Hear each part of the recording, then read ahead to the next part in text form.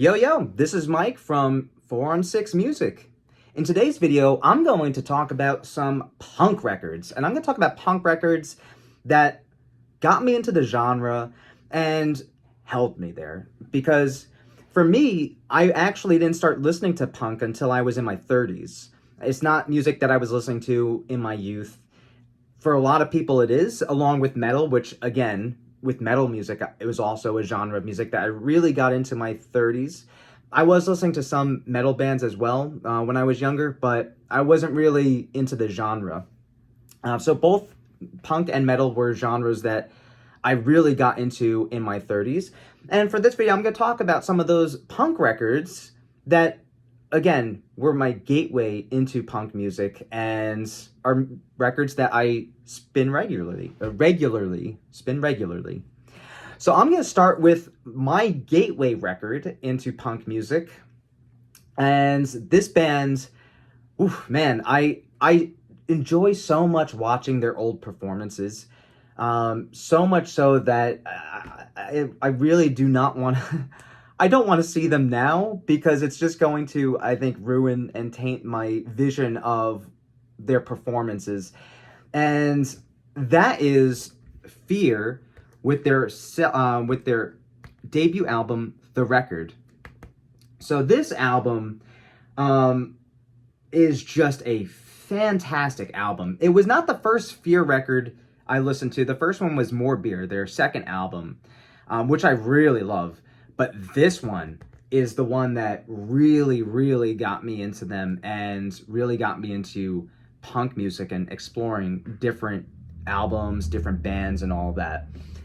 Funny enough, the lead singer and songwriter of Fear, leaving, he was actually not a punk musician when he was a kid. He was studying guitar with jazz musicians, no less. Jazz musicians such as Jim Hall and Ted Green. And it wasn't until he moved to LA and attended a punk show that he got into the music, mostly because of the energy from the crowd and the band, and also how the crowd participated in the music and in the performance. Because when you go to a punk show, like a real punk show, it's not usually just going to be people standing around with beers in their hand and just just standing still and all that. There's going to be movement, there's going to be participation, there's going to be crowd surfing, there's going to be mosh pits, all that stuff, stage dives. So that was something that got him into punk music, and he started a punk band because of that. So I always found that interesting because when you listen to this album, there are elements of other types of music in there. You do have elements of blues, especially with the soloing. A lot of the soloing, it sounds very bluesy. I mean, when you hear, Beef Bologna, the beginning of that, it's a bluesy sounding introduction, so it doesn't really have a complete punk sound to it like some of the other records I'm going to show. It does have a little bit of other genres like the blues seeping into it. So, for me, that was a record that when I heard it, I was like, oh, wow, that is so accessible and catchy, great songs. The lyrics are funny as hell. Definitely, I don't think Leaving could get away with some of the lyrics in today's world. I mean, to the point that I remember I listened to a re-recording of the album, which I did not like whatsoever. I generally do not like re-recordings of albums, even in their rawness and just like maybe horrible production value. I'd rather listen to that than listen to a re-recording. Also because a lot of the re-recordings are recorded when the artist is older. And when the artist is older, they don't have that youthful energy that they have when they're younger. And that really comes across in those recordings. And in the re-recordings, too, he changed some of the lyrics to the songs in order to be, I guess, a little bit more politically correct, which I did not like. So between the sounds of the songs, they didn't sound as aggressive. To me, I didn't really like the sound of the re-recording compared to the original. And also with the revision in the lyrics, yeah, no thank you to the re-recording. I will take the original any day of the week. that is such a great record. If you have not heard that one, give it a spin. Check it out. It is worth your time. The next album I'm going to talk about is LAMF by Johnny Thunders and the Heartbreakers. So I talked about this album briefly when I was going over the song Pirate Love and how to play that in a previous video. This album is so good and kind of similar to Fear. There's a little bit of there are elements of other types of music in this, specifically classic rock. It has a very classic rock sound to it, but again, with a punk attitude, a little bit more edge to it, and so much charisma, especially in Johnny Thunders' guitar playing. For me, as a guitar player, and I talked about this when I was a kid, even before I started getting into punk music, before I started getting into punk music, I remember when I was in a band, my bassist and I, we were talking one day, and both of us were just, talking about like how it's more important to be a better songwriter than a virtuoso musician. And, for me, I definitely still have that sentiment because, although being a virtuoso musician is pretty impressive and you could do some amazing things with virtuosity, if that's all you have and you don't have any musical ideas to back that up, it really doesn't mean anything. And with Johnny Thunders, I would not consider him a virtuoso guitar player, but he has some great guitar solos and some great guitar playing. I mean, Pirate Love, I went over that song. That's one of my favorite guitar solos, and it's super simplistic, and it's pretty much just pentatonic based. Not a whole lot going on with that solo, but, it's not so much about the notes as much as it is about the attitude and how those notes are played. And with Johnny Thunders and the Heartbreakers, it's pretty much song after song where you have that. Notes and songs that sound familiar, but with, again, so much charisma and attitude to them that you can't help but spin it again after you're finished with the record. Just so good. I mean, the opening track, Born to Lose, like, how could you not like that song? It's just amazing. So yeah, if you haven't checked this one out, definitely give it a spin. It is a classic. All right, moving right along, we are going to go to the first, from what I read, the first punk band from the UK, not the Sex Pistols, The Damned. Whether it is the Sex Pistols or not, from what I heard, it was The Damned, and this is their debut album, Damned. This album is just amazing. Again, this is one of my gateway albums, Fear being the first one, but when I heard this album, this kind of solidified it for me because this album has, again, so much charisma, just like the Johnny Thunders and the Heartbreakers album. And look at that album cover. I mean, it just seems like these guys are having so much fun, and the album sound is very reminiscent of the cover. So, the opening song, Neat, Neat, Neat, it just like captures you right away with that bass line, and then the lead guitar part coming in, and then Fan Club, that opening riff. So cool, man. I remember when I first heard that, I wanted to learn it right away. And for me, that's the sign of a great song, is a song that as soon as you listen to it, you want to learn how to play that. And for me, that I think is the most important thing to getting into music and becoming a musician, is finding music that you really latch onto and learning that music. That's how you learn how to play, not exercise after exercise and, reading how to play guitar books and all that. They're helpful, especially when you're learning certain skills like how to sight read. But in a practical sense, when I was a kid, learning how to play music and playing in a band, I wasn't looking towards exercises as much as I was looking towards bands and songs that I listened to. And this album, I think, is super accessible and has, again, such a great sound to it. It sounds a little raw, and a lot of people seem to go not towards this one, but a little bit more so towards Machine Gun Etiquette. I believe it's their third album. That one's okay. I will take this one any day of the week over that one, though. This album is just a classic, and if you're into punk music, it is it is a must listen to, and if you own physical format, which you should, it's a must own. Moving right along, this band I heard about for, again, when I was younger. It was one of those bands that I knew of. I certainly knew of them because of Pat Smear. Pat Smear was, he's one of the guitarists in the Foo Fighters. And I was into the Foo Fighters when I was younger. Still like Foo Fighters, still into their music. Not into, let's just say I like their music. Their newer album was actually pretty decent. Not for Here, Not Now, or whatever that album was. That's a pretty decent album. I liked that quite a bit. It was definitely better than the albums that were coming out previous to that. But I knew about the Germs because Pat Smear plays with the Foo Fighters, and I knew that he was in this punk band called the Germs. I just never actually took the time to listen to them, which, again, I'm kicking myself for that. This is something I should have done years ago when I was younger, but, better late than never. Anyway, this is the Germs. This is not their album GI. This is actually GI and all their other stuff as well. So it's a compilation of everything the Germs have done.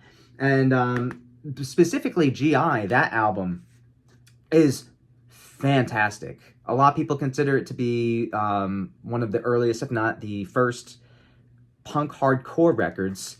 And I mean, you hear a difference between this and something like The Damned immediately with the first song, What We Do Is Secret. The song is short. It's less than a minute long.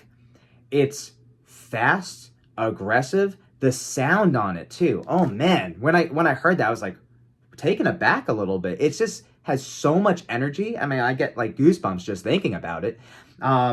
When I talk about punk music with my classes, this is the first album I pull out, and I pull it out because when you're talking about punk music, again, it's youth music. It's music for the youth, by the youth, and it really comes across in that first song, because a lot of people are not used to hearing songs that are less than a minute long. They're used to hearing like the standard intro, verse, chorus, bridge, 3-4 minute song. That's not always the case with the Germs and GI. Other classic songs on this album as well, Lexicon Devil. That song is pretty well known. When I was talking to my class about this, one of my students came up to me and asked me, it's like, oh, are they the band that plays Lexicon Devil? So, they're pretty known for that song. So many great ones. Oh, man. Media Blitz. Yeah, Media Blitz is a fantastic song as well. What was the other? Sometimes the names elude me. Sorry for that. Richie Dagger's Crime. Can't believe I didn't remember that one. Richie Dagger's Crime. Love that song, especially the introduction riff. Dun dun dun dun dun dun dun dun dun. So good, so catchy, and again has this youthful energy and aggressiveness to it that really sets it apart from a lot of the other punk records that I've mentioned so far. So if you have not listened to the Germs, I would highly recommend checking out not just GI, check out all their other stuff. It's a shame that they didn't have as long of a career as they could have, with Darby Crash, their lead singer, dying at such a young age. But, I think that's also what makes them so special, is because a lot of times with bands, you see how they were when they were young, and then you see what they become when they're older. And a lot of times when they're older, they lose it, man. They lose what they were going for in their youth, and they still try to make it seem like they have that, and they don't, I mean, and you could just name band after band after band that goes by that playbook. There are very few bands who are playing in their old age who are pretty much doing what they set out to do when they were younger. I mean, I don't want to name bands, but you guys get the idea. The Germs, they had such a short career that they're just always going to be they're always going to be remembered as that youthful band as the band that never sold out or anything like that, because they never had the opportunity to. Almost like with Romeo and Juliet, you know? You always think of that story from Shakespeare. Yeah, everyone remembers Romeo and Juliet, their love, but they were only in love for like, what, 3 days in the story? 3 days they were together before they died. So if they were together for 10 plus years, would they still have that love? Would they still have that relationship? Probably not. And if they did, that would be a miracle.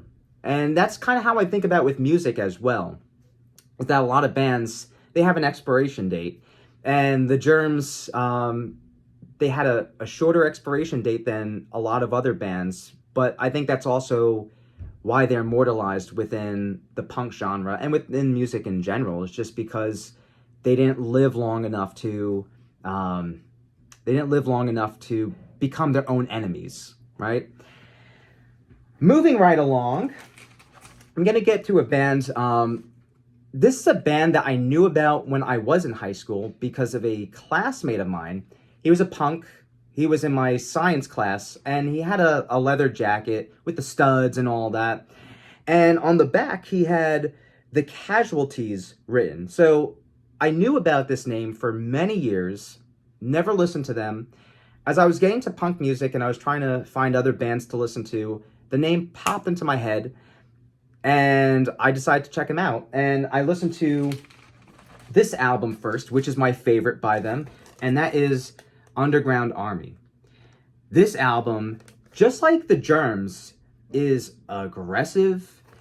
I would say probably even a bit more aggressive than GI. And also not just aggressive, but catchy. The songwriting on this, man, it's so good. I love the chorus hooks too. It just sounds like not for individuals. It sounds like a cohesive group in this album, especially again with those chorus hooks where they're all shouting. It really makes me want to play punk music and to play in a band, because you get that sense of camaraderie with this album. Songs like Sellout Society, Rejected and Wanted, Political Sin, Kill Everyone. So great, so awesome. And what more can I say about this record? It is just a classic. One thing I really like about this, kind of did something a little bit similar to the metal band Niflheim, which I'm a fan of. I really like their stuff, and their first album for me is just one of my favorite metal albums. But something they did similar to Niflheim is the Casualties captured the sound of 80s hardcore punk music, and like the UK 82 sound that the Exploited were well known for. They captured that sound and that attitude, and they were playing that in the 90s when other types of punk music was a little bit more popular, like NoFX, like Rancid, bands like that. So they were trying to capture this older style of punk music. And, that for me, I absolutely love, because that for me is my favorite time period of punk, is the late 70s, 80s. And, it's just, I think they just did such a great job with that on this album. So if you have not heard Underground Army, you have to. Definitely check that out. Moving right along, I'm going to end it with my favorite punk band of all time. And for me, I was trying to decide on an album that I love from them the most, and it's between this one and their debut album, Punk's Not Dead. So I ended up going with this one, and that's their fourth album, Horror Epics. This album, I think I chose this album. Honestly, it's a coin toss. On a given day, I might say Punk's Not Dead is my favorite Exploited album and my favorite punk album in general. But Horror Epics is an album that does not sound like any of the other albums I mentioned. The opening song, Horror Epics, almost has like a post-punk sound to it. So it's just kind of like the black sheep in its catalog.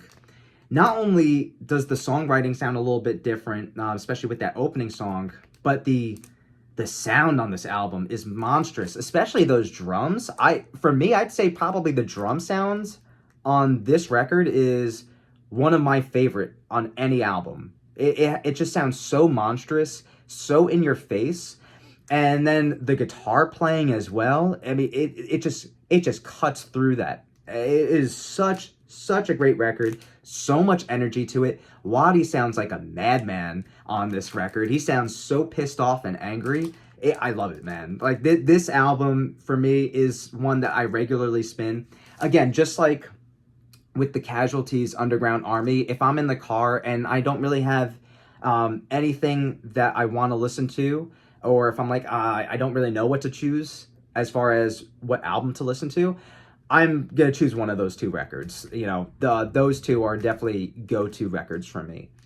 So, yeah, The Exploited, this band is a band that just embodies punk music. And, you know, talking earlier about bands becoming their own worst enemies as they age, Waddy and The Exploited, they are one of the few bands that have stuck to their guns over the years, still doing what they do best, and, you know, they don't sell out. That, I think, is super important when it comes to not just punk music, but music in general. Because, man, you sell out, you risk alienating the audience that really brought you up to that tier. And you risk kind of like tainting all the stuff that you made hitherto. I mean, look at a band like, I hate to say it, like Metallica, you know? When you listen to their earlier stuff, it does not have the same charisma, the same sound, the same energy as their later stuff, which, granted, I know that's going to be the case most of the time. But then on top of that, you have, you know, just the attitude of the band and what they do to try to maintain that level of influence. It's hard for someone who's really into the early stuff to see eye to eye with some decision making that goes into making the band as big as it is.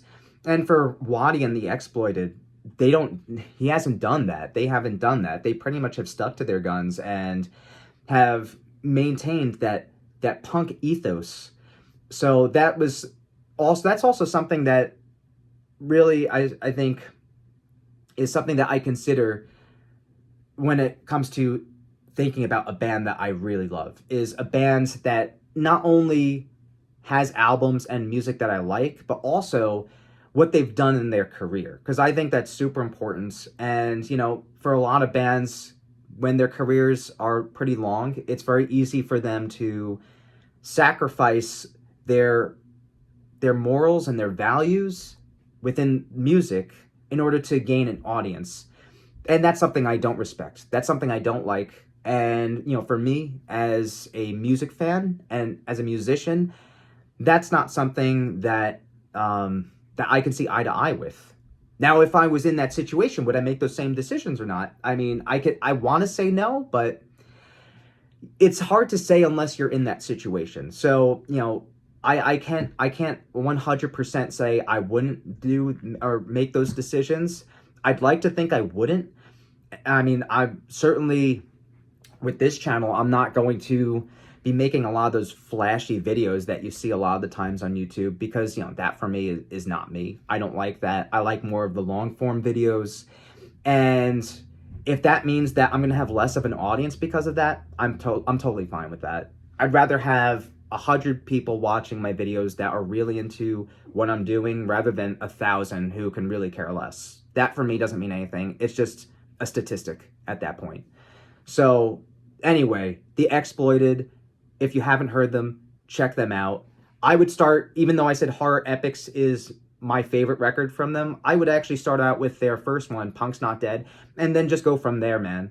They have so much great stuff. And even like when you talk about like their songs, a lot of my favorite songs by them tend to be their singles. I mean, Dead Cities. Dead Cities is just a classic song.